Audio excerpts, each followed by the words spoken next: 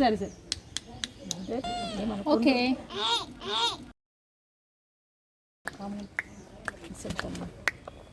తమ్ముళ్ళగా తమ్ముళ్ళగా నువ్వు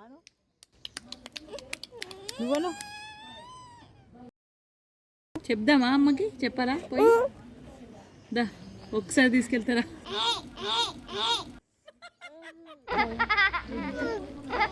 మంచిదే.